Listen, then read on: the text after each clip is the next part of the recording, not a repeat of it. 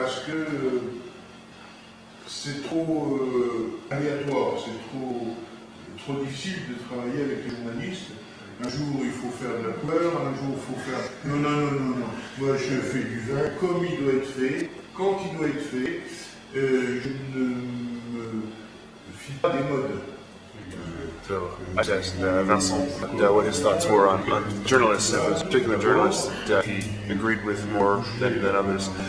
His response was that at this point he didn't really care about journalists. The journalists are more to what's new, what's hip, what's happening with wine right now, because that sells papers. They want to know who the winemaker is, what's happening in Burgundy, what's stirring things up, making things different. And his wines, the ones that are Mongeard-Mugneret, are known to always have a certain sort of classic style, always have a certain quality to them. And it's not new. It's not something that people need to read about and know about, and they already know. These wines always have a specific classic quality in there. Journalists always come in, comparing and say, Domaine Mongeard-Mugneret. It's always perfect. It's classic. It's not real news. People are going to buy that every year no matter what. And similar with his wine, always classic. And it's not news. That being said, if a journalist comes in and gives a particularly favorable review, it's always nice. However, it's just not something that really matters. He's proved he can make elegant wines, beautiful wines, great purity and finesse, and that's when he makes the wines for him, makes it for that classicism. It doesn't really need the journalists.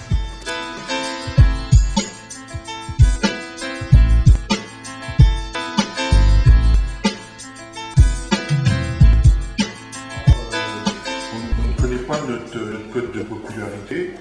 So Vincent was just speaking about the price of Burgundy, and how it doesn't fluctuate the same way Bordeaux does. In his opinion, he'd like to see the price stay more even than it does right now. Burgundy is much more even already, it doesn't have the same direct fluctuations, but I think it makes more sense to stay sort of flat in the deal, because you have greater vintages and you have somewhat lesser vintages, but even the wines and lesser vintages are still very impressive wines, and if you drop the price and just for those wines just because of lesser vintage, that means the next vintage that's good, it's going to have a higher price, it's going to be a greater discrepancy, and it's going to cause the market fluctuations.